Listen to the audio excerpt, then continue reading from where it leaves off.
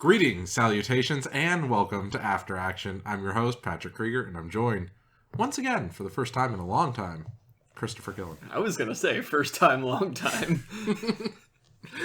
It has been a while. It's been a while, and... Glad to be back. Thank you. And as we get into it, you're going to see why I'm actually pretty ticked about us waiting so long for this episode. As you guys well know, because you're avid listeners of the Krieger cast, you already caught our previous episode where I waxed poetic about the 25 days of Christmas. And, well, needless to say, we didn't get to this fast enough. We didn't make a Bond film happen for the 25 days of Christmas. And I even make that comment during our review that, like, oh, there's no Bond film that has to do with Christmas. And then you mention one, but you're like, it's like, you know, many films from now. Yeah, the one where Denise Richards plays a character named Christmas Jones. Mm-hmm. But in my defense, I'd only seen this movie once, and it was a long time ago. I didn't remember that. I wouldn't say that, like, Christmas features as a plot point, but certainly as a theme or a setting, it does pretty heavily in this film. Yeah, it really does. So, to start off with, can you do me a favor? Can you read the back of the box? The back of the box? Yeah, we always read a little description of the film. Oh, yeah, that. Okay. And I've decided that I don't want to do that anymore. Fair enough. Okay. What movie did we watch? Yes. We didn't say that. What movie did we watch? We watched On Her Majesty's Secret Service, the 6th installment in the James Bond franchise, and the first one not featuring Sean Connery. Mm-hmm. Starred George Lazenby. So, I guess the back of the box would be On Her Majesty's Secret Service is a 1969 British spy film and the 6th in the James Bond series produced by Eon Productions. It's based on the 1963 novel of the same name by Ian Fleming. Following Sean Connery's decision to retire from the role after You Only Live Twice, Eon Productions selected an unknown actor and model George Lazenby to play the part of James Bond. During the making of the film, Lazenby announced that he would play the role of Bond only once. And yeah, all that happened, and I pretty much said all that. I actually didn't know that this novel came out in 1963. That means that I believe this is the first film based on a book to have been written after the movies started coming out. Okay.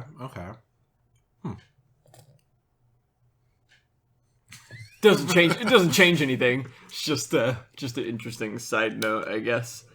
So yeah, starring George Lazenby, who nobody knew who he was as James Bond. Nobody knows who he is. Nobody knows who he is now because he only did Bond once. He was apparently like some kind of model, did commercials and stuff.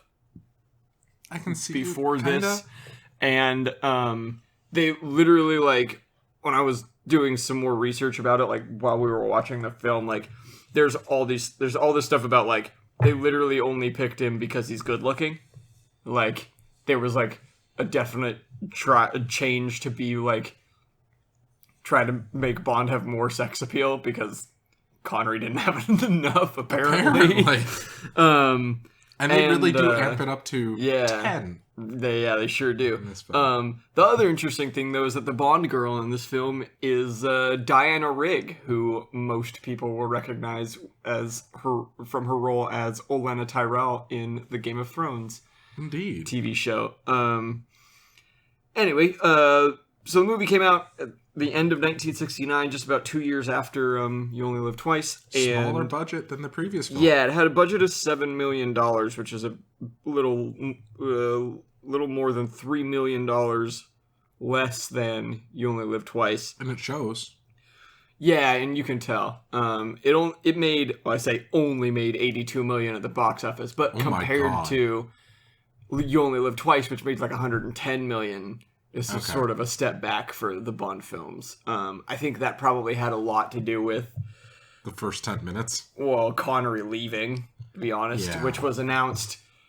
I mean, even before You Only Live Twice, Connery said, "This is my last one," and I'm assuming people knew that, and so one that would have inflated You Only Live Twice's performance at the box office, and then when people were like, "Who the hell is this George Lazenby character?" That probably also had something to do with it. I thought it was really funny when the sentences on the Wikipedia article says, "Critical reviews upon release were mixed, but the film's reputation has improved greatly over time." Has it, though? Apparently. I'm not a film critic. Oh, I mean, I'm a film critic, but... You are now, Chris. I am now for the 6th time. Ah. I've criticized many movies in my day. I mean, I guess I enjoyed it. Okay, yeah. So are we going to start getting into spoilers? Yeah, obviously. Okay. In that case, watch, don't watch. Watch. Agreed. I've been saying it every time we do one of these. I'm going to say watch to everyone. No, I won't. Yeah, no, I you won't. You said that last time, I think. That's possible. Yeah. There's a couple. I've only seen the more recent Bonds, until now working through the series. And there's a couple of the more recent Bonds I just don't like. So they just announced some of the cast for the upcoming Bond. Bond number... I don't know, 20... something. 28? Something like that. That range. You know it's bad when I started referring to them as episodes. Yeah. On this episode of Bond. Yeah, exactly. We're going to have to do a spin-off podcast just for the Bond films. Anyway, yeah, the new cast is going to be pretty good. Okay. I'm excited for the Bond girl. Anyway, not the point. Yeah, so we're going to be into spoilers from this point forward. Why don't we just start moseying our way through the plot? Yeah, absolutely. So we start off with what I thought was a terrible day for night. And I told Chris this right at the beginning. If this is not morning, I am going to hate this. Yeah. But it luckily was. So yeah. There's that. Yeah, you said that, and then less than 1 minute later, Bond literally says the line, "Good morning." Like, it was dawn. It was a convincing dawn, but I thought it was supposed to be at night. Right. And well, first off, wait, hold up. There's a scene before that when Q is in M's office at MI6 headquarters, and they don't know where Bond is. Yeah, he's gone rogue. Yeah, Kinda. or something. They're talking about putting radioactive dust in his pocket so they can track him. Yeah. And then, like, that never resolves for, like, the rest of the movie. Like, no, like, it didn't have anything to do with the plot at all. Just that they didn't know where he was. And then cut to what amounts to a car chase, I guess. Yeah, he goes on a car chase in... I'm cutting us all off here. I, dear listener, was in the Hawaiian Islands for a few days. And I brought Chris a gift that I'm going to give him on this podcast. I love gifts. It's not the right one, but it's close enough. It's close enough. Just silence. The folks at home can't see it, Patrick. Patrick got me a Hot Wheels model of an Aston Martin 177, which the listener won't know, but Aston Martins are my favorite cars of all time, and that's probably influenced by my love of the Bond series and the prevalence of Aston Martins, although Aston Martin only appears in one scene in this whole movie. There's only one Aston Martin. It's the car they drive off in at the very end. Well, wasn't that the same car from the beginning? No, it wasn't. Really? Yeah. What was the car they were driving at the beginning? I have no idea. Huh. I got distracted by you pointing out a Mercury Cougar after seeing it for like a split second. I was so impressed that I couldn't get over that for the rest of the film. I was kind of at first ticked off because the Mercury Cougar is not like really a car that made it really popular outside of the United States. But then we find out that the third biggest donor to the show was the Ford Motor Corporation, at least according to the credits. Right. So yeah. Well, thank you. Thank you for this. I'm going to put it on my wall. It's a 50th anniversary too, for what that's worth. Awesome. So excited. Yeah, Hot Wheels turned 50 years old last year, for those of you who care. Thanks, buddy. Anyway, so Bond is driving at presumably night, just before the dawn, and gets run off the road, or almost run off the road, by this bright red Mercury Cougar. Convertible, right? Or is it just a Landau top? Oh, yeah, you know what it is, because they have the top up later. They do? Well, I was going to say, do they ever have the top up? Yeah, in the snowstorm. No, do they ever have the top down? Sorry. Oh, yeah. They have the top down at the beginning. Yeah. Anyway, and that road was not wide enough for two cars to pass each other, but they did it anyway. So this car speeds off and then is pulled over on the side of the road on this beach. Oh, they're in Portugal, by the way. They don't tell you that. They just are. For some reason. They talk about Corsica at one point, but that's about it. Yeah, but it's like later on. It's like a couple scenes later. Anyway, so Bond pulls up. Bond comes upon the car pulled over on the side of the road. Driver nowhere to be seen. So he pulls over next to it and busts out his trusty suitcase rifle gun, which is like kind of the only gadget you see him have in the whole film. I actually found something. Well, I'll say something about that later because I found something about that. He has a spy camera, which is a real spy camera. That's a legitimate thing. I think it's called a Minox. I could be wrong. I know my dad always wanted one. He was supposed to have a cool gadget and a watch, which we'll get to later. Because we have all sorts of things to say about his watch. Right. That was a huge point of contention for us about an hour and a half through the movie. So I'm to this, I wanted to say to this day, but you know, it's only been a few minutes since we've seen the film. I'm still a little bit perplexed because let's get into this now because I'm hyped. God damn it. I'm on the hype train. So tell us what you were learning about the suit and the watch. Okay, so Sean Connery had ordered... The way it's written, it sounds like he'd ordered a watch, the Rolex Submariner, which is what he's been wearing for... That's the Bond watch, what he's been wearing the whole time. And a suit from Savile Row. Upon a second read of that bit that I was reading in that article, it sounded like maybe it could be interpreted as he only ordered the suit, and they just already had the watch. Anyway, the point is that Lazenby really wanted to just be Sean Connery, just a continuation of Sean Connery. I mean, obviously he wanted to be Sean Connery. He's like the most famous actor in the world at this point. Who didn't want to be him? But so Lazenby, Connery never picked up the suit that he'd custom ordered from Savile Row, and it, again, like it's written kind of ambiguously, but it sounds like he had also custom ordered a Rolex Submariner and didn't pick that up either. And so either Lazenby did or somebody involved with the production did in the film, and that's what Lazenby is wearing in the film, theoretically, except Patrick noticed it's not a Submariner until the last scene, which is the weirdest thing. But I guess it kind of makes sense because why would Bond be wearing his work watch during his wedding? I kind of get that.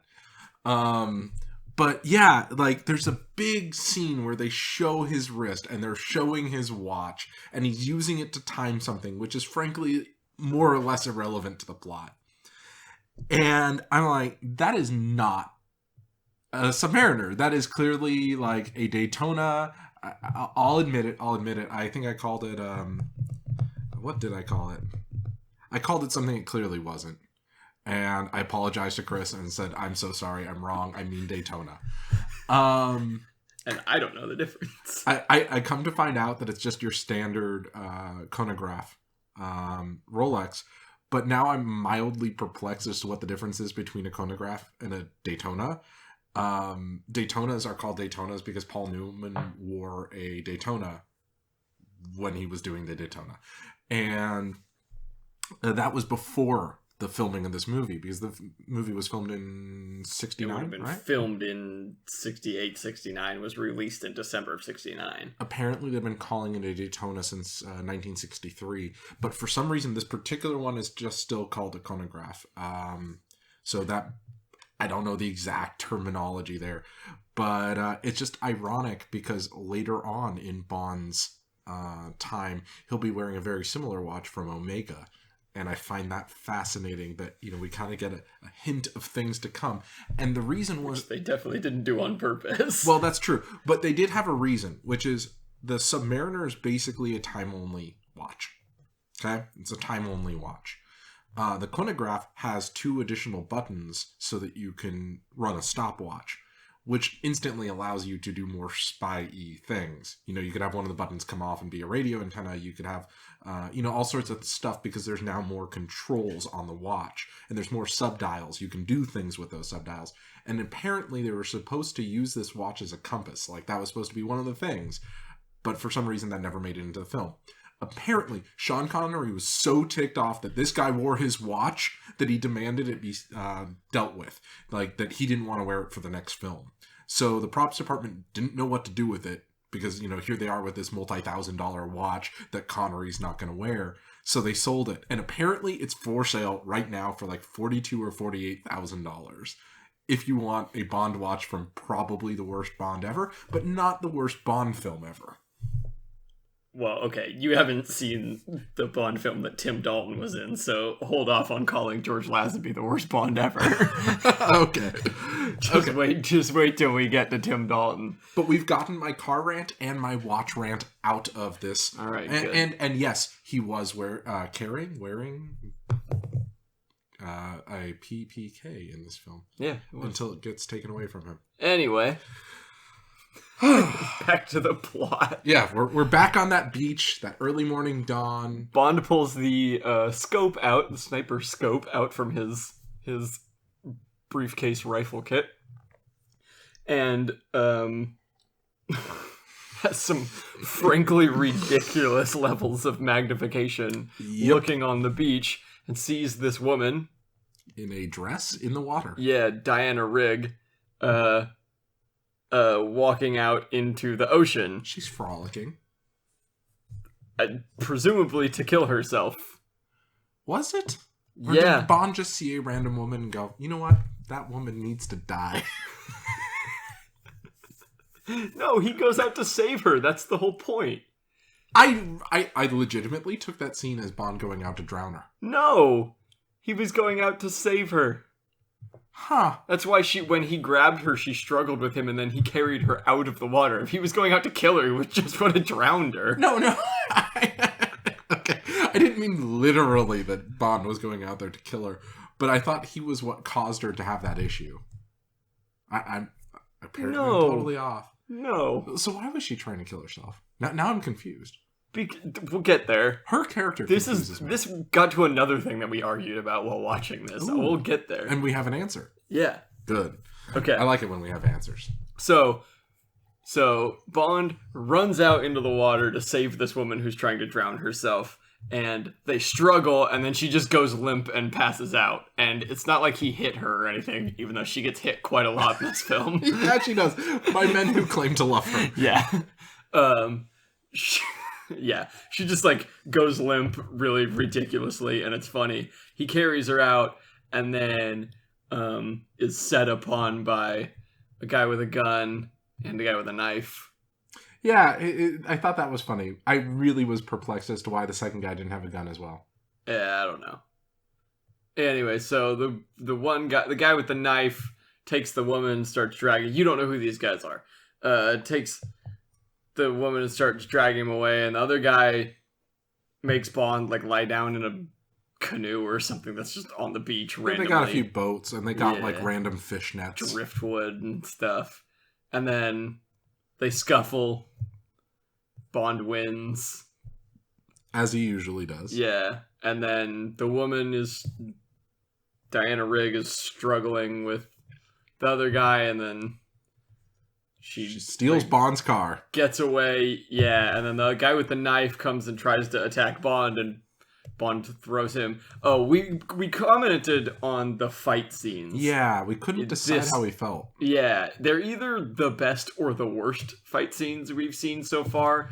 In terms of it feels like the stunt work was really good on it. Right, but that's kind of the only thing you can say that was good on it. Like, the stunt work was good. There's a lot of, like, bodies flying and being thrown and stuff like that. And, like, they were clearly choreographed, but they were jump cuts so much that the choreography kind of gets lost. Like, but not as bad as it was in other films we've seen. Yeah, but also not as good as it was in other films that we've seen either. Like, there have been shots with Connery that were, like, single continuous shots of, like, actual choreographed moves and stuff. And this one was, like, literally every single movement, there was a cut to a different camera angle. Well, there was quite a bit of that, I will admit. But there was very little sped up footage. There was very little sped up footage. Except for when she was driving. Except for when she was driving, yeah. Anyway, so the woman steals Bond's car and to drive like 100 yards back to her car and then just gets in and drives away. Yeah. And I thought that was funny. I just thought she was going to steal it. But yeah, Bond has beaten up these two guys and they're just like lying unconscious on the beach or whatever. So he goes and gets in his car and just drives back to his hotel like nothing happened. Yeah, and sees that the cougar is in the front and then makes the comment, "Who's the woman with the red cougar?" Mm-hmm. And I just thought that was funny. Yeah. And then she's introduced as her name. Everybody just calls her Tracy, but she's a countess. Indeed. Contessa. Of what? We don't know. Something in Corsica. I mean, yeah, obviously, but everybody just calls her Tracy for the rest of the film. That's Diana Rigg's character. Her name is Tracy. We're going to be calling her Tracy from here on out. Fair enough. All right. He goes to the casino because every Bond film has to have a casino. Plays back around. Just like in every Bond film. And then she loses. Tracy makes her entrance. Oh god, the entrance. So there's a lamp hanging over the baccarat table. And she walks up in a, let's say, low-cut dress. You can use that as an understatement. Sure. Yeah. And you can, because of the lamp and the position of the camera, you can only see her from the neck down. Speaking of all of this... And there is just a close-up of breasts. Speaking of that, we have to back this train up and talk about the opening. Oh, yeah. We didn't do that, huh? No. And I think it's for a couple reasons. Well, it's a good thing that... Because the breast thing is important to that. Yeah. So let's start off with the fact that this has, like, the most forgettable song ever. Yeah. Like, it was pretty bad. There were no words, which I appreciate. Because I actually think it's kind of weird when the Bond songs have to work in the movie title and all that jazz. So I'm okay with it. Awkwardly working in the movie title. So I'm totally cool with an instrumental Bond song. After all, that the Bond sting is great. You know, just the little, you know, yeah. So cool on that. What did the hourglass have to represent in this? I have no idea. Has nothing to do with the film at all. Like, realistically here, it should have been mountains or skis. Yeah. Or something like that. A Mercury Cougar. Yeah. Bullfighting. We got none of that. Yeah, so what it is there's an hourglass sort of negative space in the center of the most thing. Of it, not all of it, but most of it. And they are showing clips from the previous Bond films.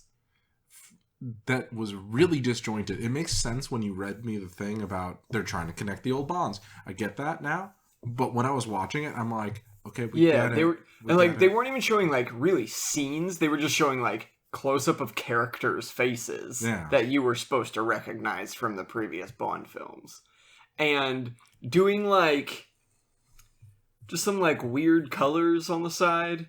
There's just like solid colors, and then every once in a while it would pan out, and there would be these silhouettes of naked women in provocative poses, and very evident nipples. So I have some things to say on this. I've started off feeling very impressed with this because in typical Bond fashion, they're using these nude women to make shapes. And the first shape they make is the seal of Great Britain, the Britannia sitting on the throne and all that. I'm like, okay, so we're going to get some cool stuff. That's the one cool thing we get. Yeah. And I have a theory on why the nipples are so pronounced, which is that someone somewhere in the making of this thing wanted to use these women's chests to make the hourglass shape because their chests are really shaped that way. Right. And so you could make that shot. And it doesn't never happened. happen. Yeah. Never happened. Which is weird. And so there's this weird obsession with breasts. I was going to say, yeah. In the movie. Like, why? Like, maybe you could use it for mountain ranges or something like that to work that in. Because don't they do that for one of the later Bond films? Like, they use a woman's curves to, be sand dunes. Yeah. So you could do something like that, but they didn't. It seems to me like this sort of goes back to basically the reason for hiring George Lazenby, which was just to up the sex appeal. Yeah, but you can do that while being meaningful. Yeah, you can, but we haven't really seen that from a Bond film yet, so... I'm trying to think of... There's a lot more sex in this movie than there is in any other Bond film. Anyone that we've seen so far. And I think that had a lot to do... I honestly think that hiring Diana Rigg to be the Bond girl, who is just absolutely gorgeous... I think that hiring George Lazenby, who nobody knew who he was just a really good-looking actor that, one of the producers met while getting his hair cut one time and recognized him from a TV commercial or something like that. And then the thing with honestly, I think this whole thing, there's a bunch of sexual innuendo in this movie. And, there's been some with Connery, but there's a ton in this movie.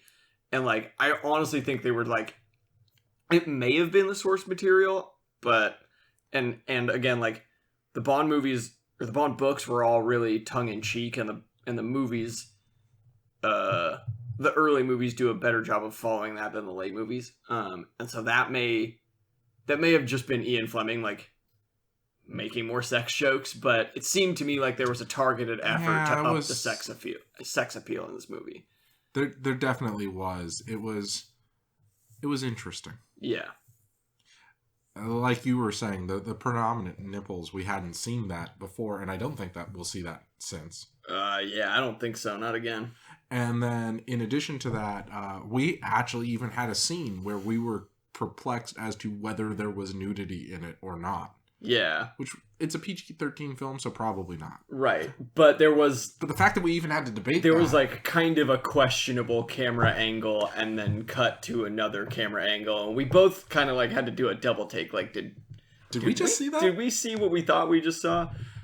Turns out we didn't. Well, I was going to say we didn't go back and check. No, but... Did we? No, but if it's PG-13, then we didn't. Yes. Yeah, I think you're right there. But still... Yeah. It was questionable. And they make a bunch of jokes about Bond sleeping with a gratuitous amount of women in this film. Right. That's a thing. But anyway, let's get into it. So he's at the baccarat table. Yeah, she loses... I think he says 20,000 Swiss francs. Something like that. I don't know. I don't know exactly how much she loses. Yeah. But when they go and they show him have the baccarat cards... It's 10,000 ones. Yeah, cards. So I'd assume it's 20,000. Yeah. She doesn't have money or something.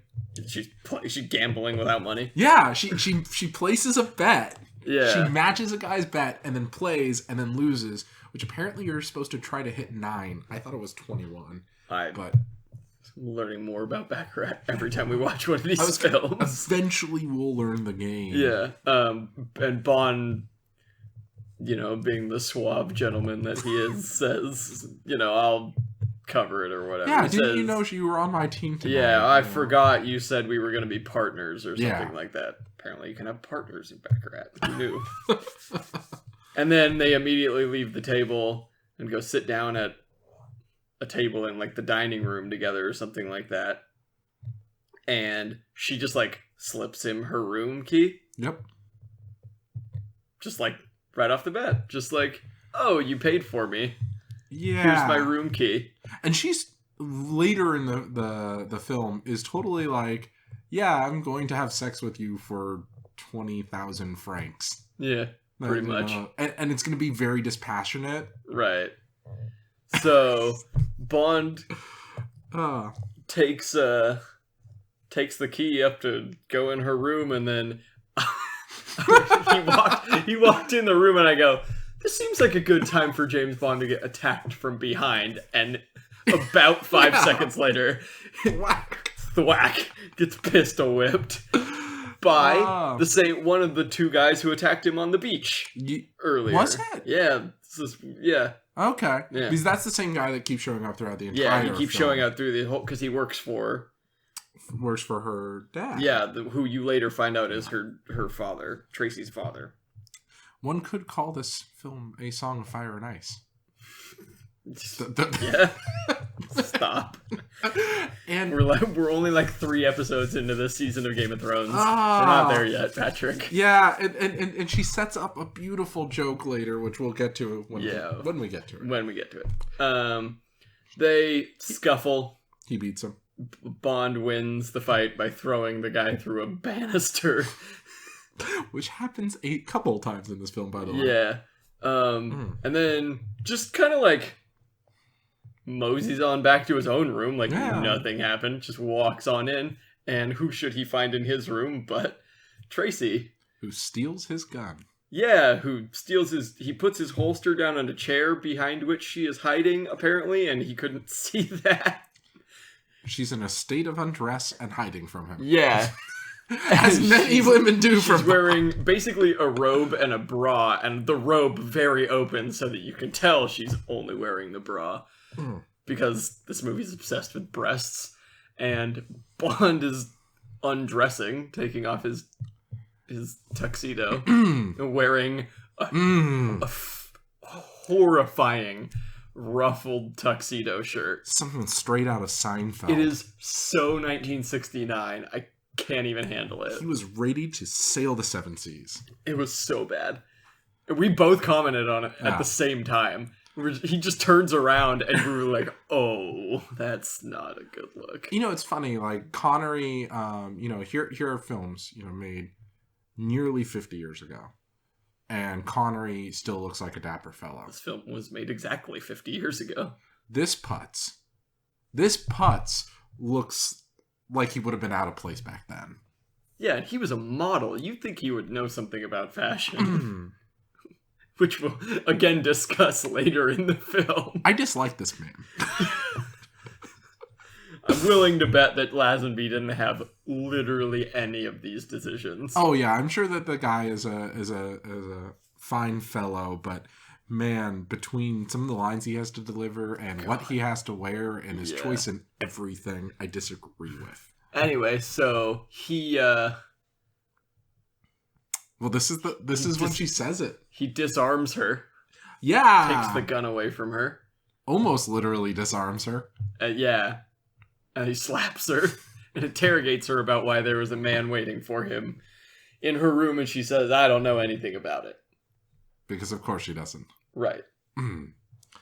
So, they start talking about how she owes him money, and she's basically seeming to offer herself as payment, and then she says it. She says she always pays her debts. Yeah, because she's Olenna Tyrell, and in 50 years she'd be opposed to the Lannisters who always pay their debts. I find that funny. And she does actually end up paying her debts, and it's apparent. It was at the time implied that he didn't care, that he was cool, everything was fine with the money situation, and then they still slept together anyway. But then it's confirmed later that they didn't sleep together. Yeah. Yeah. I mean, it's implied that they did. Well, but they talk about it later. That they didn't. Yeah. But yeah, it was implied a couple times that they did before that point. especially with her father, which was awkward as hell, but we'll, again, get to that. I mean, that's kind of the next scene. Well, no, there's two critical things that happen here. There's the, she does pay him back in money. Oh, yeah, he opens the drawer of the nightstand, and there's the money that he paid to cover her gambling debt. And I could be slightly wrong, but I think that was the same drawer that he put his gun in. Yeah, there was a very conspicuous scene the night before that he put his gun in that drawer, and then it wasn't there in the morning. It wasn't there when he opened it, and there was the money in there. And then we get the line, "Mr. Bond, we found something of yours." Yeah, so he goes down to the lobby, and a guy walks up and says, "Mr. Bond, we found something of yours," and there's the guy that attacked him, holding his gun, and they make him get in the car, and he's just sort of happy-go-lucky about the whole thing, fine. And it's totally fine. He's getting a knife in the gut every time they go over a speed bump. Yeah, the guy's holding a knife to him, and then he eventually says something like, "I think you could put that away now," and the guy doesn't say anything, but he just kind of goes, "Yeah, all right." Well, he flashes at her for a moment, and then yeah. Yeah. And they end up at the secret headquarters. Bond breaks free. Yeah, they go to this thing where it's like this not abandoned building, but clearly a workspace of some kind that is closed because there's a janitor there. Oh yeah, the janitor whistling the Goldfinger theme, which is one of these like very purposeful callbacks that the producers. So the producers, I guess, waffled back and forth on whether or not they were going to call attention to the fact that there was a different actor playing Bond, and they decided to be very obvious about it. And so there's several things throughout this movie that call attention to that. So right at the very beginning. Yeah. George Lazenby breaks the fourth wall, which is and weird. Says after the fight on the beach, he says, "This never happened to the other fellow." Yeah, when the girl runs away, staring at the camera. Yeah. And then the thing about with the hourglass showing previous films, and then this is another one where the janitor is whistling the theme to Goldfinger when Bond walks past him, and that happens again later. Yeah. But not the whistling, but another callback. Yeah. So Bond attacks the three men who are guarding him outside the door to this place that they're ostensibly bringing him. Beats them, gets away.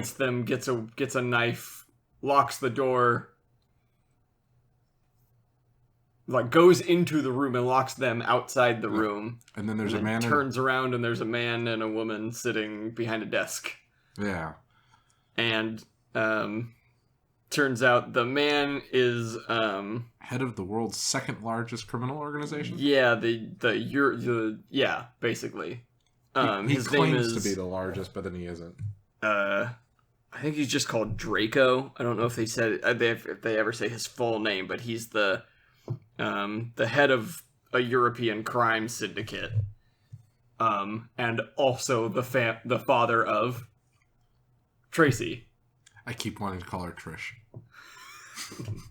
Nope. Yeah. She. There's this whole interplay between Bond and this man. It's so awkward. We're on another level here.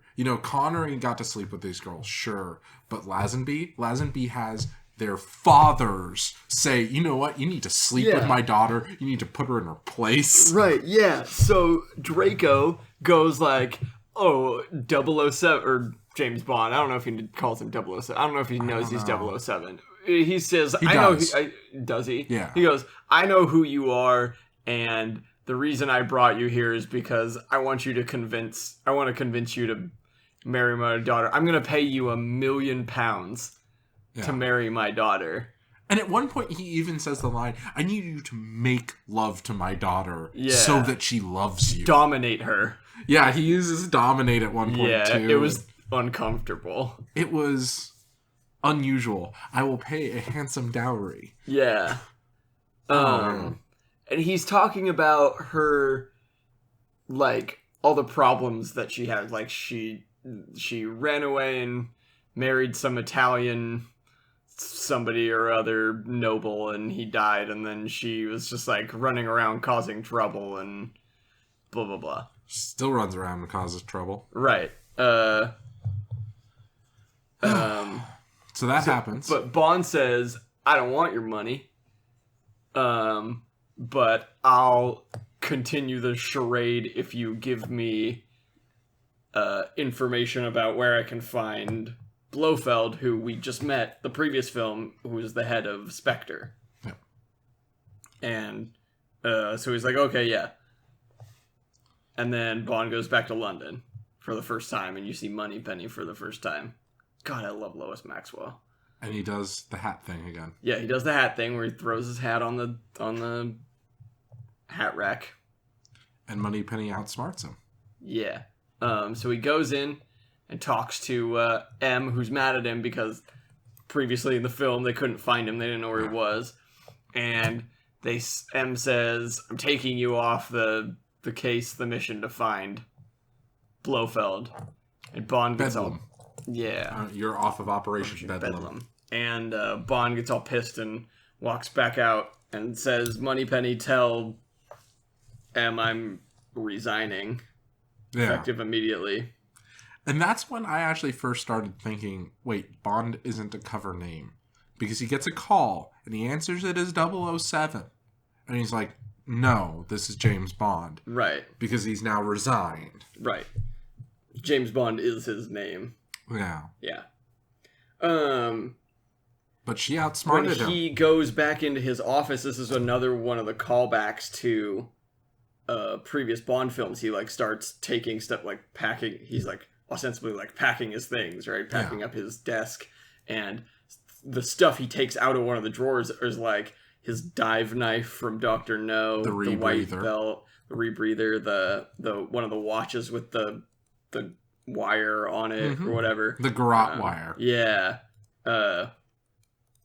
See, an Omega or a Daytona is a better watch for Bond. Gives you more options. Just very obviously like calling back the other Bond films. I kind of appreciate that they were saying like, hey, we know that this is a different actor. Like, I appreciate some of it. I don't appreciate it all. I mean, I feel like they ruined the title sequence. The title sequence was kind of terrible. Yeah. They had a great opportunity to do something fun, like we talked about, and they ruined it. They threw it away. Yeah. Anyway, he gets a call. He gets a call from Moneypenny saying, "M wants to see you," and then M like hands him a piece of paper and says, "Request granted." And Bond's like kind of stunned, like, "Really? You're not gonna argue with me about me resigning?" And he walks back out and says, like, starts complaining to Moneypenny, and she says, like, "Read the piece of paper." And he reads it, and it's like for 2 weeks vacation or something like that. 2 weeks leave. 2 weeks leave. And then he says, "Oh, what would I ever do without you?" And so you're so impressed with her outthinking Bond, but then M comments. Yeah, so Bond leaves, and then M over the intercom tells Moneypenny, "What would I ever do without you?" Yeah, so because M knew this whole thing was going on. Bond told Moneypenny to tell M he was resigning. Instead, Moneypenny told M that Bond wanted to say that, but said just let him have 2 weeks leave instead, and then yeah, so she's running this thing. Yeah. Is this a good time to discuss my theory that yes, Moneypenny is the real head of Spectre and Blofeld's just a front? Like if he's number 1, Moneypenny is number 0. I mean, maybe. It's the truth. Look it up. Watch all the Bond films. You'll come to the same conclusion. I have Moneypenny, world's greatest criminal mastermind. I mean, what a perfect place to be. Yeah. What a perfect place to be. Right. So, we have that scene, and then he goes off to find his lady love of this film, doesn't he? Yeah, so he goes to Portugal again at Draco's invitation and meets Tracy again.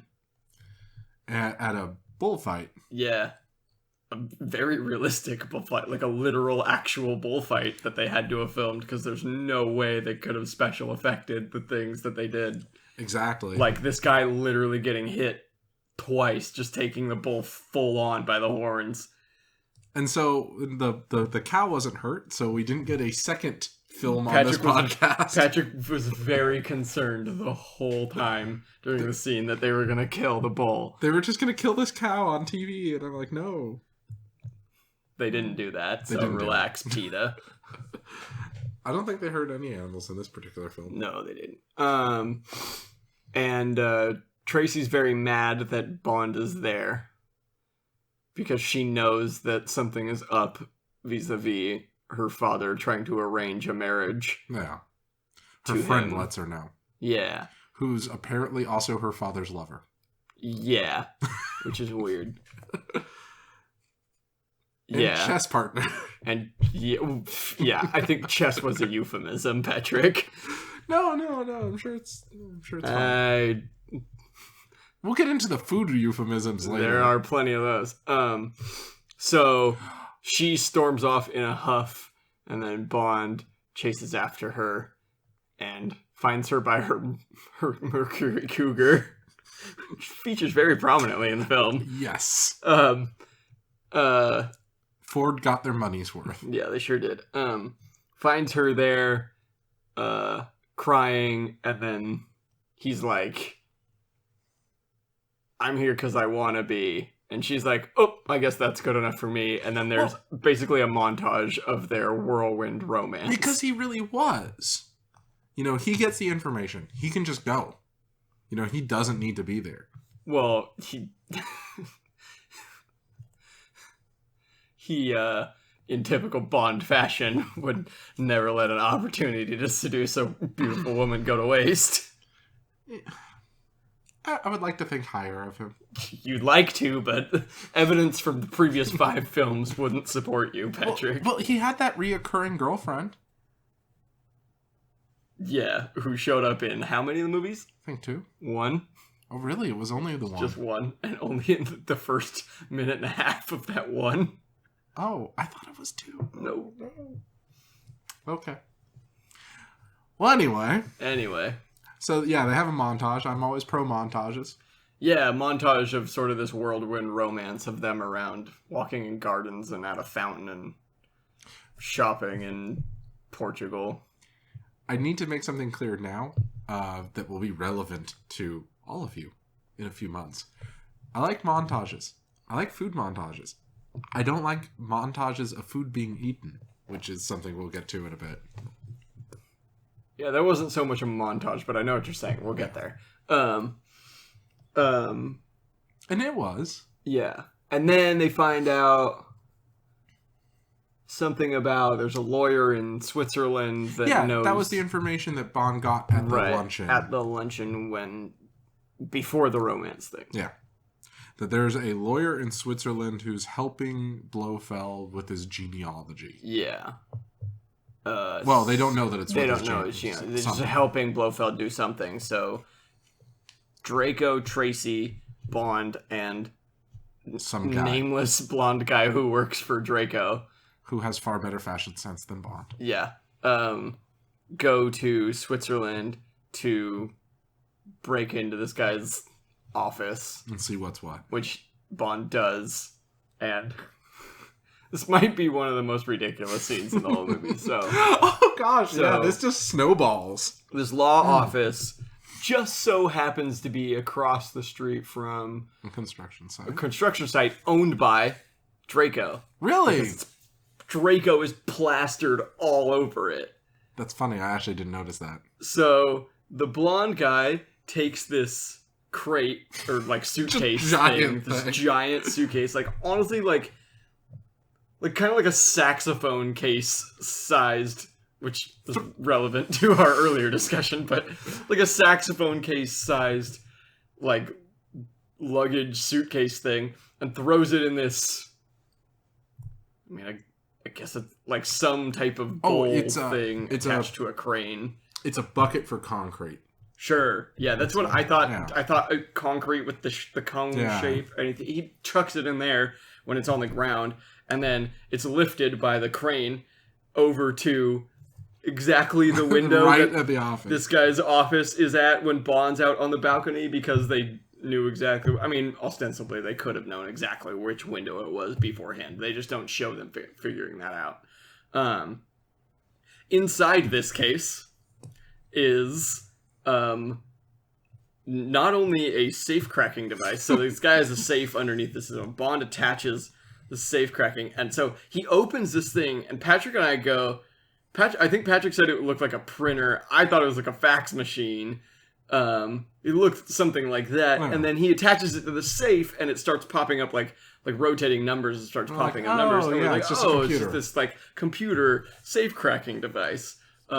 While Bond is waiting for the safe to be cracked, he finds a Playboy magazine in this guy's just like stack of papers, and like starts looking at it. And like turns it sideways and unfolds the centerfold, and like then the numbers start coming up green on the safe cracking machine, and he like is visibly annoyed that it's going so quickly that he can't look at this Playboy. And it was funny, like you couldn't even pass it off as he was reading the articles because he was clearly tilting it sideways and like unfolding the extra 2 pages inside the centerfold. It's hilarious. So the safe gets cracked. He starts looking through papers in there. And you think he's just going to take him, right? Nope. Turns out that what the thing was not a printer, not a fax machine, but a photocopier. This is the best tech I've ever seen in a Bond film. Safe cracking device / photocopier. He could have brought a camera. In a self-contained case. He could have brought, I don't know, the spy camera that he uses later in the film. Nope. Photocopies. Oh, good times. So he packs it up, throws the luggage. Physically throws this. This thing's gotta weigh 50 pounds. Yeah. Physically just throws it back into the cement mixer thing. The guy brings it back down to the ground. I want that on Mythbusters. Can you comfortably throw a printer? Yeah. And then Bond walks out of the office carrying he ripped the centerfold out of the Playboy, and he's looking at it in the hallways. He's looking at it in the hallway with like other people around, walking past him in both directions. Ah, good times. And then he just like folds it up and puts it in the inside pocket of his jacket. Amazing. So that's actually another question. Why does the guy have an English Playboy? I don't know. I don't know if there's a Swiss Playboy. There's plot holes here. There's plenty of plot holes. There's not just specifically not plot holes. That's kind of a catch-all term that people use too much. There are a lot of continuity errors because apparently, like M's chairs. More to the point, there are. Hold on, I want to read this because I looked this up specifically. The film takes place... There are plot points in the film that take place in a different order than they take place in the book. Okay. Because of certain, like, production changes that they made in terms of, like, following or not following the book more closely. So... if you've seen the movie You Only Live Twice, you'll remember that Bond meets Blofeld, the head of Spectre, face to face in You Only Live Twice.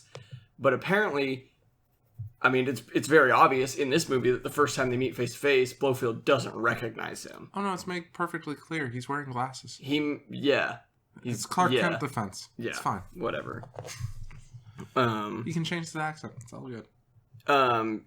So I want to read this sentence. It says, in the original script, Bond undergoes plastic surgery to disguise him from Blofeld because he knows he's going to meet him again face to face. The intention was to allow an unrecognizable Bond to infiltrate Blofeld's hideout and help the audience accept the new actor in the role. Well, that's clever. However, this was dropped in favor of just ignoring the change in actor, which I think I like better overall. But it does mean that there are some... I thought that too. The first time I was like, doesn't Blofeld recognize him? And then I was like, well, maybe not. I can't remember if it's been so long since we watched You Only Live Twice. I couldn't remember if I know he was in it, but I couldn't remember if they'd actually like seen each other face to face. Oh, it's a long, protracted Yeah, thing, they definitely did. And so like they're just like a bunch of continuity errors like that. And I think it was just some like production decisions that they made. We get confirmation that Blofeld's cat survived. Yes, we do, because the cat makes an appearance. For a very short scene. Yeah. Which got me to go, why does this guy also have a cat?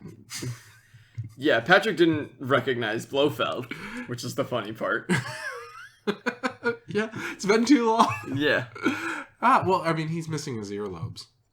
That's true. He did cut off his earlobes, you know, the most distinguishing feature of any face. Okay. So... they come up with a plan. Blofeld is using this lawyer to try to claim title to what is it? Count Balthazar de Beauchamp. I hope I'm pronouncing that correctly. I'm probably not. Close enough. And he's using one of the members of the London College of Arms who are in charge of that sort of thing. To look it up. And prove that he is of this lineage. So Bond devises a plan with M to go basically be that guy, the person that he's corresponding with. And they, how do they actually convince the guy to just, like, let Bond do this? I don't really know if they ever showed that. They just, like, show Bond... Oh, no, he talks to him. No, I mean, he talks to him, but they just show Bond, like, showing up, and then, like, it seemed to me like it was already decided. There was already this understanding that they were going to do this plan. Because the guy shows Bond, like, his family crest. And that was the other thing. Maybe I just missed the point in the dialogue. But you said, like, oh, no, like, you were using it as an argument to say that James Bond is his real name, not just a code name that they keep reusing for these different people throughout the ages. That this Bond sort of coat of arms already existed. I thought it was something that they just made up on the spot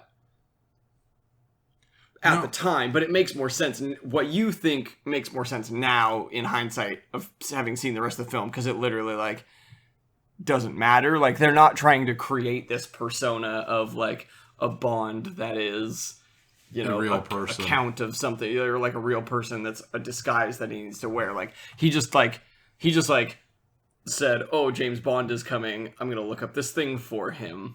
No, that's how they got the meeting with the guy. Is Bond said, I asked him to look this stuff up.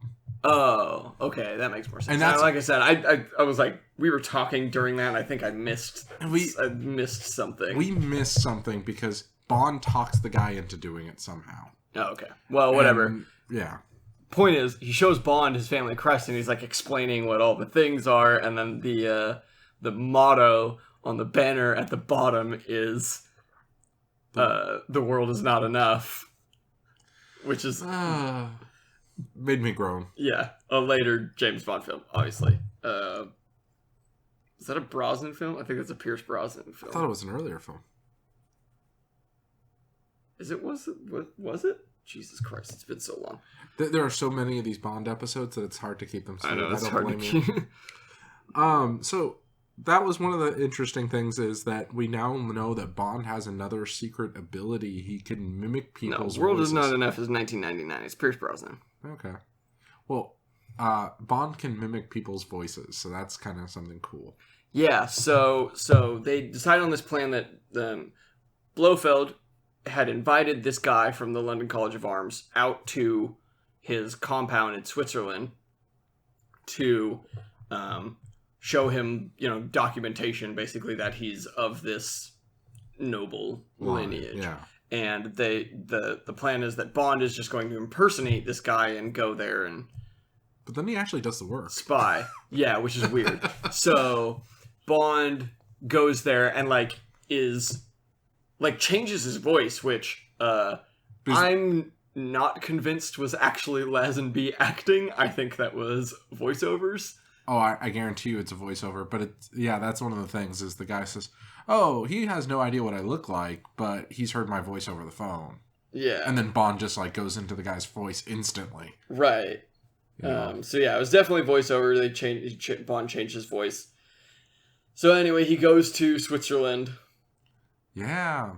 And goes to is flown in a helicopter up to this compound, which is a real restaurant. Which is kind of cool. In the Swiss Alps, which is cool. It's called hold on.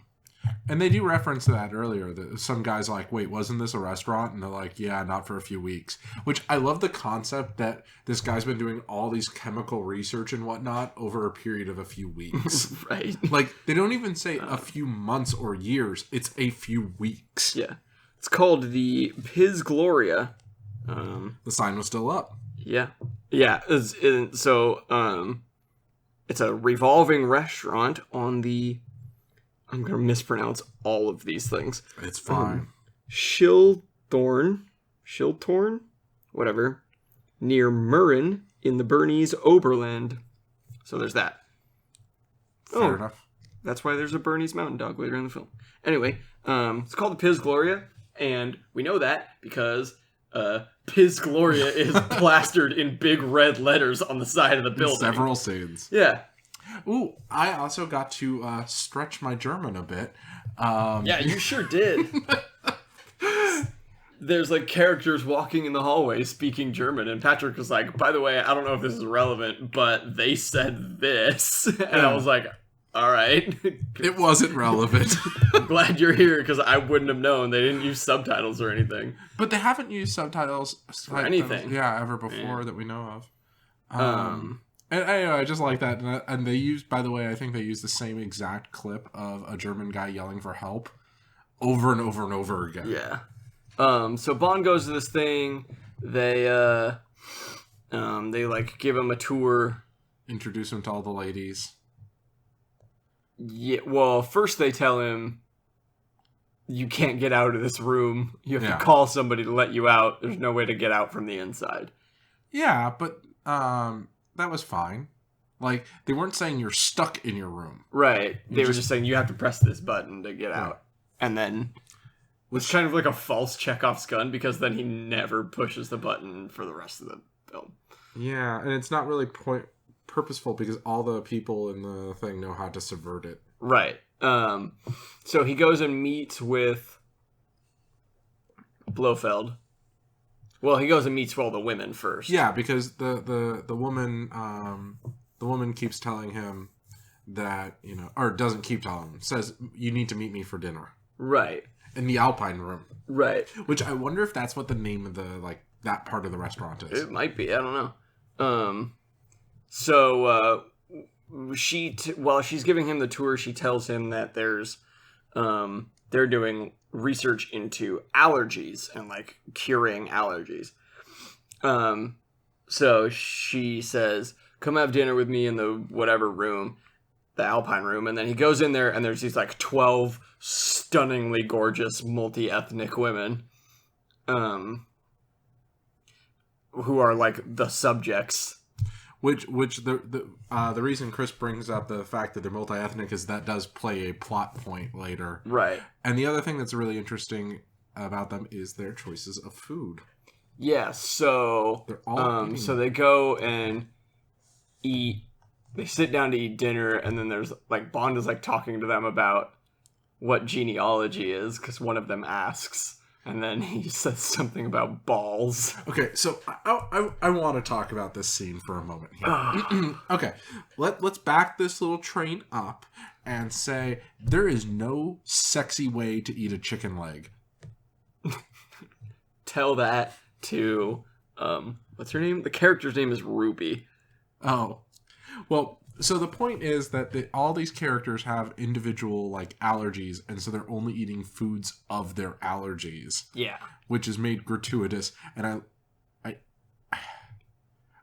is the food montage thing you were talking about, where like it just like showed like top down camera shots of the plates of food.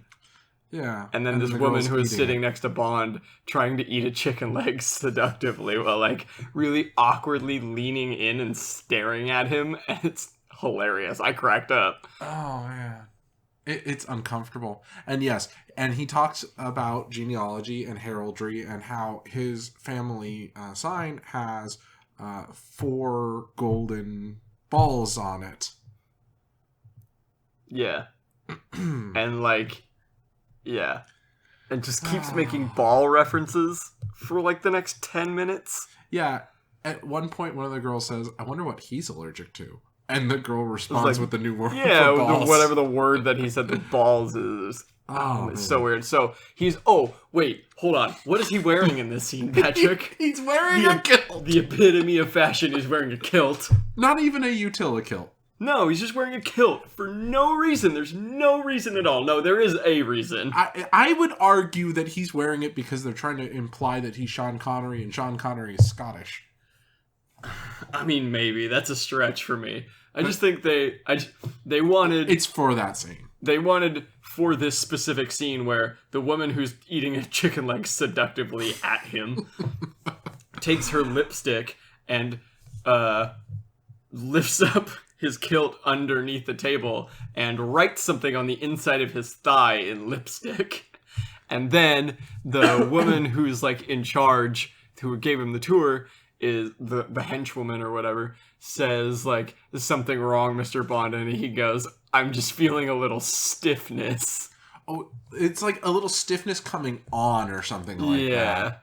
And then he goes, oh, in my shoulder. Yeah, like really awkwardly tries to cover up within my shoulder. Just, you know, because it's 1969, very nice, and we're making boner jokes. Oh, man. You know, so we may be bashing this film for certain aspects, but it was a fun romp.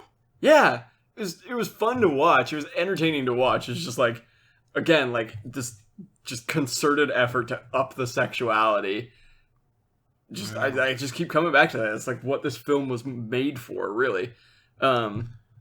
So yeah, they never explain why they're all girls, other than why not, and why they're all stunningly gorgeous. Like, yeah, they just don't explain it at all. Anyway, so Bond then meets with Blofeld for the first time. And this was the point where I was like, wait, doesn't he recognize him? I don't remember, blah, blah, blah. Anyway, he doesn't recognize him. They talk about, like, oh, I'm going to do this research. Or Blofeld says, you're going to do this research and you're going to make me a count. And kind of menacingly. And Bond's like, well, we'll see.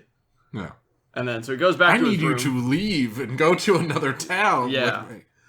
So Bond goes back to his room and lifts up his kilt to the inside of his thigh and reads the lady's room number that she wrote on there in red lipstick. Now, I will say this. I think we get to see more of Lazenby than we see of any of the women in the film. Yeah. Because, like, he's shirtless in a few scenes, completely. Yeah, and then you see, like, a lot of his legs. Well up his legs, yeah. That's probably true. But anyway. So, then he, like, after a while, he's, like, actually working on the genealogy, which I think is funny. Like, he's just posing as a genealogist, but he's, like, actually sitting at the desk with, like, doing all these work. Documents and, like, books open and stuff, and, like, really doing the work. Knowing that Blofeld is not this guy. Yeah, it's ridiculous. Anyway, well, he just, like... Actually, I do have a question. Is Blofeld actually this guy? Like, is Blofeld legitimately trying to do this, and just by some quirk of nature has earlobes? Okay? Let's say that. Is this stuff that Blofeld giving Bond legit? No, because Bond later says later in the film something about you cut your earlobes off on purpose. Yeah, I know. Maybe he had to. Because everyone was expecting him to look that way. He had to cut off his earlobes. No, but he, like, makes a big deal about it being, like, hereditary because, like... I know, what if it was an accident? What if there was too much, outbreeding or whatever? And Blofeld really is this count. The British monarchies are all about inbreeding. So they're not allowing some genetic mutt into the nobility. By the way, I don't know if the term is outbreeding. It's the opposite of inbreeding, isn't it? I suppose. Dirtying of the genetic pool. Blofeld might be a real count. No, he's not. He feels it in his blood. He doesn't. He's just In his trying bone to. marrow? He's just trying to. In his hair. He doesn't have any. He's not this guy. Anyway, point is that Bond just like for no reason at all says, "Oh, you know what? Now is a good time to stop and go find this break out of here and go find this other woman's room," which he does. He does. And then he goes in there and says some particular lines. Yeah, I can't remember, but what the lines aren't important. So he says like something like, "You're enchanting." Yeah, like you're firelight. Usually I'm not into, or she says something like, "Oh, I thought you're not into girls, young girls or whatever, or girls." Yeah, she says because girls. He makes a comment at dinner about like I'm not a ladies' man or something like that, and yeah. She's or I don't get around or whatever. And she says, "I thought you're not into girls," and he says something like, "Usually I'm not, but you're not a usual girl," or something like that. Some very cheesy line, very Bond.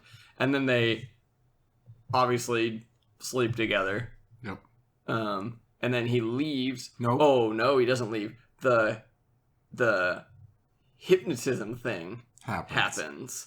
So, in addition to the vaccines or poisons or whatever that Blofeld is making in the laboratory there to cure the allergies,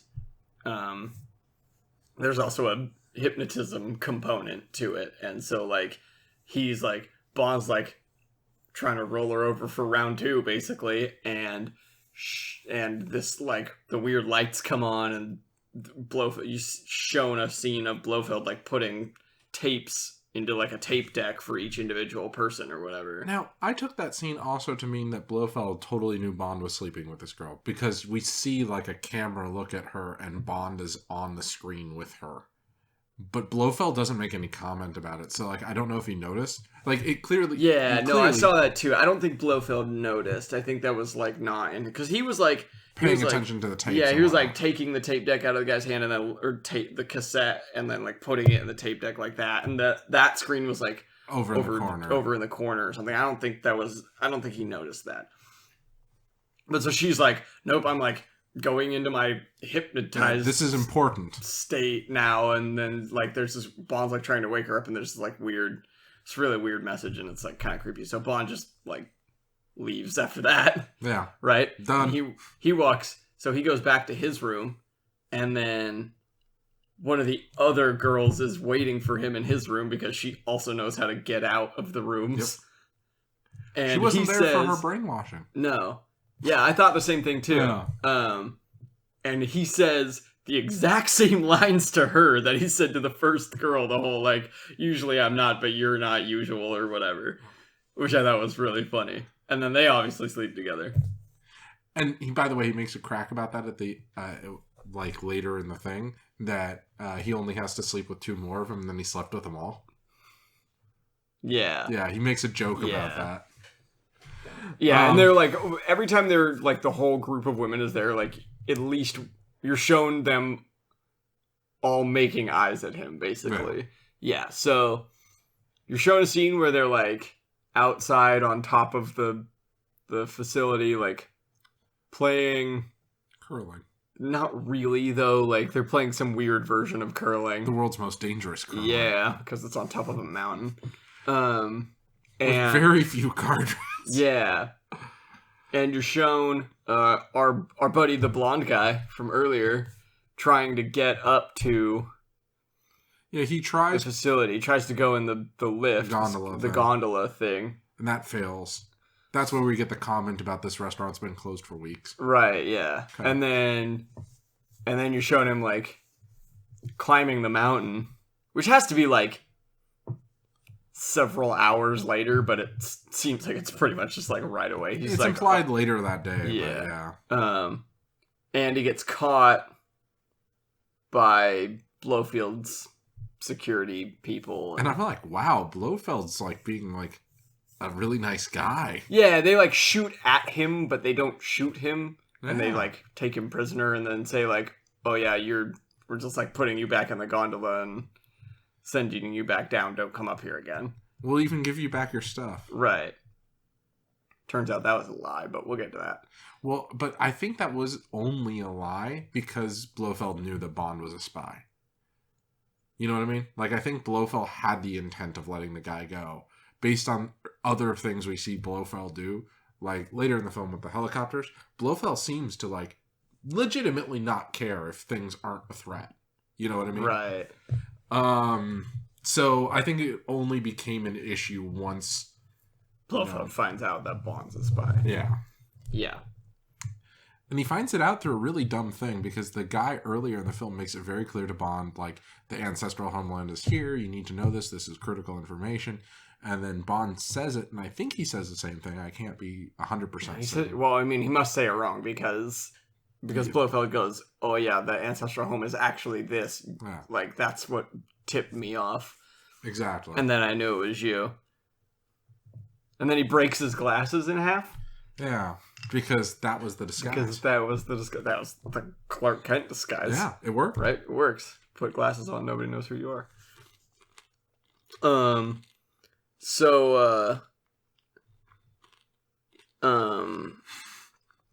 just leaving you hanging.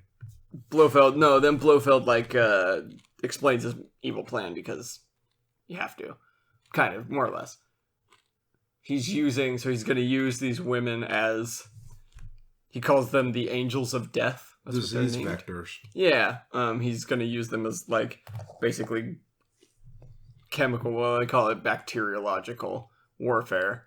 He's going to have them go into places, their home countries, which is why they're multi-ethnic, right? Yeah. There's like an Asian woman and a black woman and a Russian woman and an English woman and all, you know. They're all from over the world. Right. So that they can go back to their home countries and release biological weapons to make livestock and plants, crops, infertile.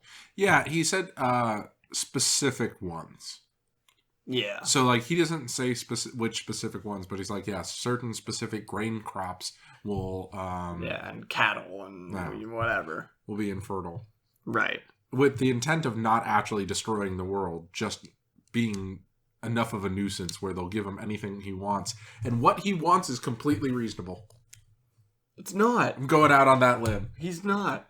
It's not what he wants. He wants a blanket pardon for all of his past crimes as head of Spectre. And a countship. And to be named the count that he's been... This count thing that he's been trying to get. And see, that's why I think he's really the count. No. You can count on that. Oh my god, stop. No, I wouldn't say that I'm, like, pro-Spectre or anything like that. But I have to say, if it's a choice between all life on Earth dying and this guy being a count, I lean towards him being a count. You know, I mean, it kind of like life. Yeah, but it's not all life on Earth. It's, like, specifically these crops. And, yeah, they're going to cause famines and stuff. But, like... You would give up cows in exchange for this guy not getting a countship. One generation of cows? Yeah. No, all cows forever. That's not what he said. Yeah. He said it would make them all infertile. That ends cows. Oh, yeah, I guess you're right. They can't skip one. We could make new cows. Just start... Yes, I'd give up cows. I've still got pigs. I don't like pork. Oh my god. Have you seen that new Carl's Jr. commercial? The bacon truffle burger? And they have a pig talking in the French accent. And he's like listing off the ingredients about what's in the thing. And the last one is bacon. And he goes, wait a minute. It has bacon? Makes me really want to try it. Because I just want to say that out loud. Okay, so since I want to preserve this with a little moment in time, dear audience, right now, if you are so inclined, the sale might be over. But you can go on to Arby's.com and pay for a $6 burger preemptively. Because we're going to be releasing a new burger shortly. That burger is their Hawaiian style burger. And if you pay for the $6 burger online preemptively, they will fly you to Hawaii, walk you out on a beach, give you the burger, and then put you back on a plane and fly you home for $6. I think that's fascinating. That is incredible. I wonder how many people are going to take advantage of that. I think it's like capped off at like 200, but you have to be a really special person to be willing to do that. Right. Because That's kind of a hassle. It's a long flight. It's basically paying $6 to be in pain. Yeah. You know, right. You are going to fly at minimum 5 hours each way right. if you're flying from California to eat a burger on a beach and come home. They give you no free time. They shuttle you from the airport to the beach. You get an hour there, and then they shuttle you back. Yeah, that's not worth it. Anyway,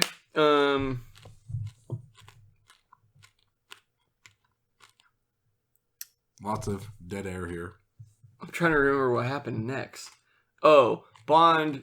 So they try to imprison Bond in like the gear room that works the gondola, and he escapes by ripping the lining out of his pockets and using them as gloves and crawling along the cable. Which is important. I was kind of shocked by that because people always like say like, oh, you can slide on those cables. No, you can't. They're sharp. Not only are they sharp, but probably would be cold if they weren't. Well, yeah, it's winter in Switzerland. They're going to be pretty freaking cold. Yeah, so you would lose your hands multiple ways. But I want to point out that this is the one and only time we really see his watch up close. Right, which is what's kicked off the whole watch thing. Yeah, because Chris was like, oh yeah, he's wearing a Submariner in this. And I'm like, yeah, okay, that makes sense. Bond, Submariner or an Omega. Great. And I look at that, I'm like, that ain't a subby. I don't know what that is, but it ain't a subby. And so I instantly said it's probably an Omega. And then I'm like, no, Omega's not till later.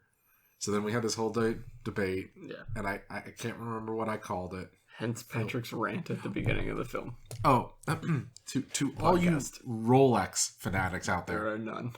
I called this beautiful semi-Daytona a GMT. Oh, yeah. That's what it was. I called it a GMT. Anyway, so Bond escapes out this like little opening and then takes him forever. Yeah, because he keeps getting shunted back towards the gears when the gondola moves. And he eventually gets back to the top, and this is where the Christmas thing comes into play. Oh yeah, it's made a very big deal that they're like decorated for Christmas and that it's Christmas time. And when Bond gets back into the facility at nighttime, all the angels of death are gathered in the restaurant room, and they're all given a present to open, which is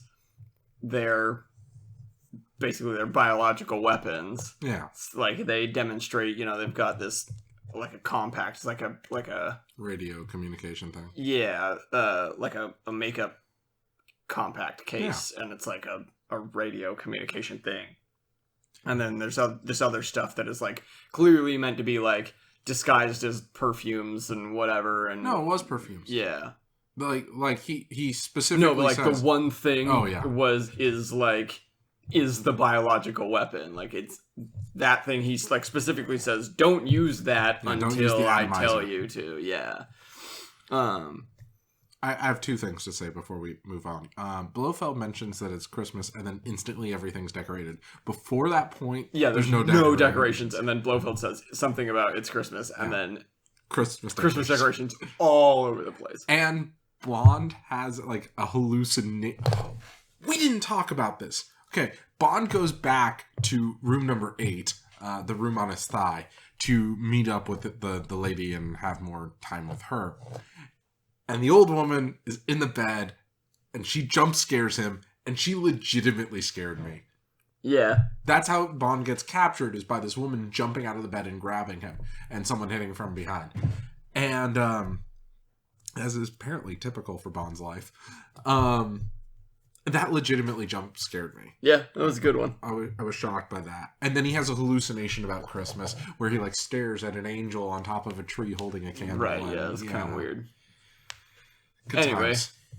And by the way, this establishes that from the time the girls get their presents to the time Bond gets out of there is almost 5 days. Because Bond makes a comment about... later makes a comment about...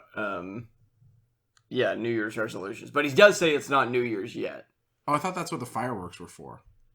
No, because when they're later in that scene, when they're in the barn, he says, it's not, like, this is my New Year's resolution. Then he goes, it's not New Year's yet. Oh, okay. Okay, never mind. Some details matter. Yeah. By the way, I've also started referring to our audience as fan. Our fan. Our one fan. Yeah, so then Bond dips out of there after seeing that whole them getting their present and that whole hypnosis thing, and goes downstairs in the elevator, which dings, and then he doesn't come out, and the guard is like, wait a minute, didn't the elevator ding? The door should be opening. Somebody should be coming out. He walks over there, and Bond like kicks the door at him, and this is where we for the first time hear him yell help. And we'll hear that exact help line, over and he yells over. help in German. Yes, Helfe. So Bond like drags him into a storage closet, and then like gets there's a bunch of ski gear in there because why not? We never mentioned that all the Swiss people are in orange jackets and possibly at least one of them has got the Olympic Rings logo on his jacket, and we have no idea why. I couldn't find anything on it. The only thing I could think of is that it was a cover of some sort. Like they were an Olympic ski team, in training or something like that. Yeah, but they never say anything. And so, no, I think that was the thing that was thrown. I think this was an idea early on where they're like, oh, how are we going to get these, hot young girls up at the hill? Well, let's have them be Olympic athletes, in training. No, and then that idea got thrown out. Yeah. Because they make a very obvious thing about like they have allergies. And they were sought out because of their unique allergy situations. So I think that was a pre-set-up thing. They had bought the outfits, and the budget was so low on this they just had to make it work. But not all of them have the Olympic rings on them. It's like I'm convinced it's just the one guy. It's the only person you ever see clearly enough to see that. Everybody else has the same orange jacket, but they're blank. Anyway, it's weird. We don't know if anybody figures it out. Comment. Yeah, comment down below. Yeah. To tell us that you've listened to an hour and 30 minutes of this. I'd love to know. Anyway, so Bond escapes by skiing off the mountain. But they know he escaped for some reason. They see him. They physically see him. I guess. They physically see him, and the guy says, the Englander's getting away, shoot him. Yeah.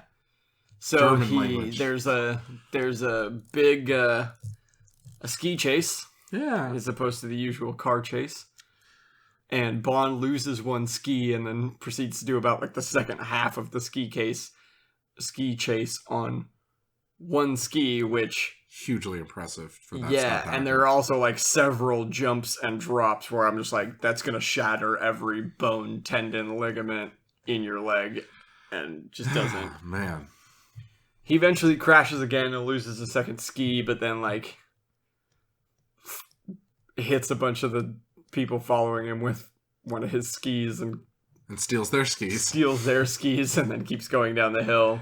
Makes it into a little festival. Yeah, makes it into this little village where a bear attacks him. It's a guy in a polar bear suit. You didn't get your bell joke either. Oh yeah, they like go in. Well, that's right now. I didn't get. Yeah, I said there was going to be a bell joke. There wasn't. He like goes in this. He hides in an alleyway, like ducks into an alleyway into this some like door, and there's like all these. Like has to be a belfry. Is that what that's called? No, I'm pretty certain that's either a store that's selling cowbells or a place where they're storing cowbells. Well, but whatever. There's a bunch of Swiss cowbells hanging in like on like racks or whatever. So I want to actually bring this up You know, we talked about all the stereotypes of Japan. We didn't talk about the stereotypes of Switzerland not once here. They have their dogs without the rum, or the brandy, I guess. They have their big bells, and all we didn't get is the cheese. Yeah, there's no cheese in this movie. Yeah, there's no comments about Swiss cheese. But there's all sorts of Swiss stereotyping. Yeah. Just putting that out there. There are. So Bond fights with 2 of the henchmen in this bell thing, and I'm sitting there going, if this were Connery, as soon as this fight's over, he'd say something like, well, he got his bell rung, or something like that. Really rang his bell. But that might be a little too... they never said it, and I was so disappointed. Anyway, Bond gets out. Attacked by a bear. Yeah, and makes it into this festival, and, like, tries to lose himself in the crowd, and, like, sits down and puts the collar of his coat up. Yep. The coat that he stole. Yeah. Bond is a thief. Yeah. Licensed to steal. Yeah. Speaking of which, I think this is the first episode of Bond where we heard the term license to kill.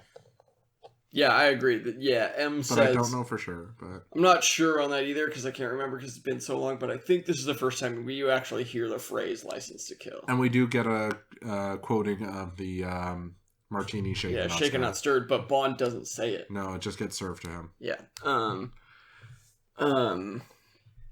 So he runs into the girl. Yeah, so he's, like, sitting down in front of all these people who are ice skating, and an ice skater stops in front of him, and it's Tracy, his fiance. Yeah. Well, not eventually. Yet, I guess. No. And he's like, people are chasing me. And she's like, let's go. Yeah, and then there's the fireworks thing, and it confuses everybody. And there's a bunch of jump scenes, and they keep showing the guy in the polar bear suit for some reason. It's not relevant to the plot at all. Just to like... We had to bear with him. God. Ugh. So bad. So yeah, you see that happen. And then... they get into their 300 plus horsepower Mercury Cougar rear-wheel drive. Yeah. And they go on a chase in the snow and the ice. Man. With all the henchmen piled into their Mercedes. random Merc. And then they bust onto like a rally car course? Yeah, it's a stock car race. There's a huge sign that Yeah. says stock car race. And... I almost wonder if those are important Swiss people. By the way, that's another Swiss stereotype is off-road stock car racing. That's a Swiss and Finnish stereotype. Sure. Little known racial So stereotypes. they bust onto this. Now we get like a real Bond car chase, right? They bust onto this. I want to make that clear, by the way. Stock car course. I want to make it clear, by the way, that's a quote from the Onion movie. Stop. It's good. Stop. Look it up. And they keep like... What I took away from this scene was they kept showing cuts of the drivers in the stock cars. Yeah. Like, who are these people? Well, that's what I'm saying is, like, maybe they're, like, I joke about these Swiss stereotypes, right? But they're stereotypes for a reason, you know? And so I'm wondering if these are maybe famous Swiss stock car racers? Sure, maybe. Might be. We don't know. There's a bunch of crashing of cars in this scene. They focus far too much on one guy's face, and so I'm hoping he's a legitimately famous Swiss stock car racer. Anyway, the bad guy's car eventually flips over and explodes, because that's what cars do when they flip over. Maybe. Bond and Tracy escape, and then they keep driving, and there's a blizzard, and it's so... snowy and iced over that they can't see, and they keep showing like gratuitous shots of Tracy trying to work the windshield wipers, but they like literally can't move. So then they stop the car, and Bond gets out and tries to like move the snow off the windshield, and like spots a barn off the side of the road, and he goes, pull in there, and like clearly she has no idea where there is. Like, he didn't get any of the snow off the windshield. You can't see more than like 10 feet. Like, it was really dumb. But anyway, so they pull off and they hide in this barn. And then, so they're like, just like laying down to go to sleep or whatever. Like, we'll stay here for the night. And that's when Bond asks Tracy to marry him. That's also where you get the, they're not going to sleep together. Bond says they're not going to sleep together. Because it's his, Yeah, it's his New Year's resolution, and then he like knocks her off the bed that she's on, and so she rolls down onto the floor next to him, and he goes, "It's not New Year's yet." Then the next scene is the next morning, and the henchmen have a new car, and they bust into this barn. But Tracy and Bond are already skiing away because there were extra ski equipment in this random barn that they found. I looked it up, by the way. What? Real stock car racers. Real stock cars. Part of the deal was that they got to be in the movie. Great. That's cool. I like that. So they did like legitimately stage this race, legitimately ruin these cars, and they were legit drivers, and the payment was they got to be in the movie. That's why they have face shots of them. That's great. I like that. So there's another ski chase. Yeah, this one's frankly a little more impressive because we get that scene, which whole new tone for Bond. That's a nice chase. Yeah. So they're going down the hill, and there's like a snowplow sort of machine that's like got sort of like rotary razor blades down it, like crunching up the ice off the road and then shooting it out of these exhaust pipes. And Bond and Tracy jump over. So there's like a, probably like a 6 foot, I'd say, clearance of snow. Yeah. And Bond and Tracy jump over this thing, and the first guy to follow them doesn't make the jump and gets run over and chewed up and spit out by this. And you see thing. Clothing and blood. And it's like very gratuitous. And his friends have to ski through his body. And Bond says the line, well, he had a lot of guts. Which was so funny that I had to ask Patrick to rewind it so we could watch it again. Yeah, he did get his kicks. Yeah. So bad. I'm going to keep quoting that one line. Oh, it was so bad. Anyway, so then they like are getting farther away, and Blofeld all stops and goes, "You three, like, keep going and follow them," and then takes like some kind of handheld mortar device. A flare. They established that earlier.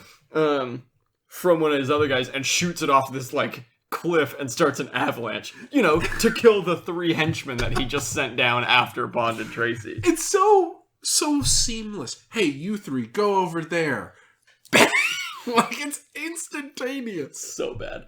But so then it shows them all getting swallowed up by the avalanche. Yeah. Except that, like, they're not buried by it. They're, like, pretty lightly covered by snow. And earlier in the film, it's made very clear that, Bond has one fear, and that fear is fast-moving snow.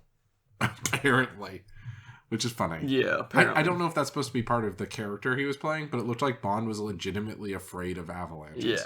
Yeah. So Blofeld, like, uses some binoculars after the avalanche has, like, run itself out and, like, sees Tracy right away, which that's not how avalanches work.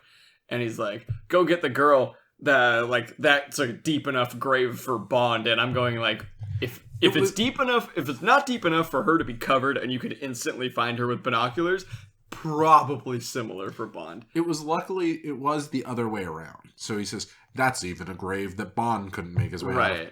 Go get the girl." Yeah, and then sees her and says, "Go get the girl." So they capture Tracy. And they're right next to Bond. Yeah, he sees them take her away. Yeah. And they're like, "Hey, yeah, good show to you. It's okay." Yeah. Not great. So they drag her away, and Bond ends up back in England. Yes. Back in M's office. Yeah. And M has new chairs. Yeah, another plot hole / continuity error. I could be wrong because, like, I saw out of the corner of the screen there was just the tiniest tip of a wooden chair, like a little bit, and so I'm wondering if he has one leather chair and one wooden chair. That could be the case. I don't want to call a spade unless I'm certain. It's also completely irrelevant to the movie. This is critical. Just like M has the same portrait hanging in his butterfly collection room, which we did not talk about. Oh yeah, M has a butterfly collection room. It's kind of weird. He has the same portrait hanging in that office, as well as his butterfly collection room, and I think that's the same portrait from Dr. No.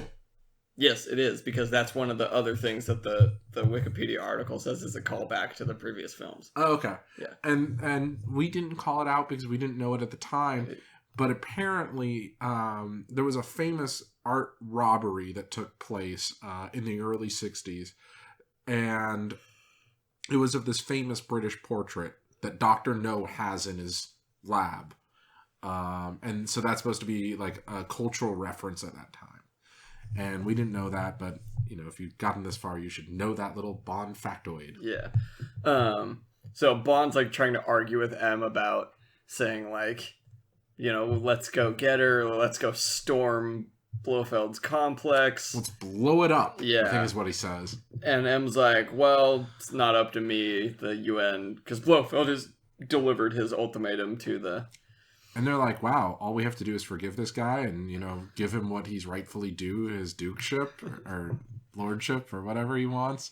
And then he doesn't kill us all. Wow. Wow, yes, we give him his countenance. And then we don't all die. Isn't that a beautiful thing? We could end this. We could end this right now. Because of Bond being a foolhardy jerk. Bond storms out. We could have ended this right here. Spectre could be dead. Calls Draco and says, let's go keep this thing running for a number of years. Bomb this place. So they do. And, so let's talk about those helicopters flying in. Okay. There were helicopters flying in. But, see, this is where I'm talking about Blofeld would have let them fly by. He had no issue with them. He's like, see, it makes sense. And, question. Did the girl work for Blofeld? No. Okay, so you confirmed that. She never worked for Blofeld. She never worked for Spectre. So why is Blofeld, like, in love with her? Because she's pretty. And he's full of himself. But he had all these other pretty women. Yeah, but they're biological weapons. Can't be sampling the merchandise. God. Okay, so... Those women are objects.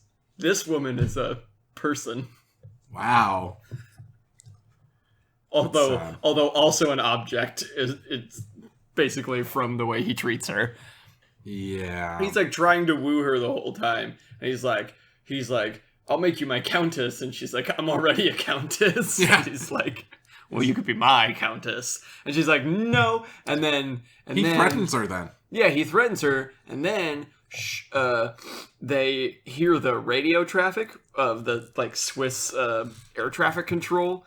And Bond and Draco in the helicopters. And she hears her father's voice over the radio, and then to distract Blofeld goes, oh wait, I've reconsidered your proposal. It's been 3 minutes. Well, no, that was fair enough, because from Blofeld's perspective, he basically gave her, you know, hey, side with me or I'll kill you. She was doing it to distract him. I understand that, but like from his perspective, it made sense that she would agree to not die. It only made sense for his perspective because he's such an egomaniac that he thinks that would work on somebody.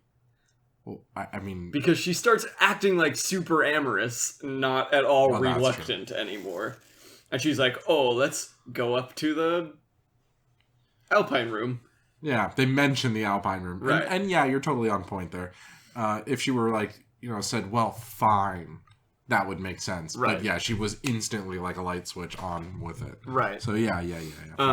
So then the helicopter's carrying Bond and all the Draco's commandos, apparently. Including the guy that has been beating the hell out of Bond. The black guy who's been attacking Bond, and they've been fighting the whole game, with the whole movie, with a flamethrower. See, A Song of Fire and Ice. Yeah, Jesus. So they storm the place, and they find Tracy, and then Tracy,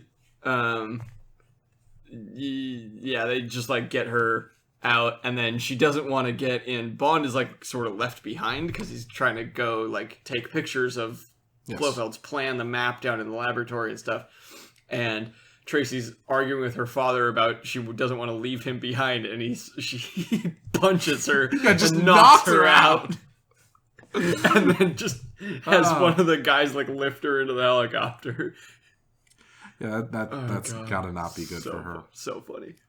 Bond. So they've shown like laying charges and stuff to blow the place up. And clearly they weren't using good enough watches. because the bombs go off like 2 seconds too late. Right.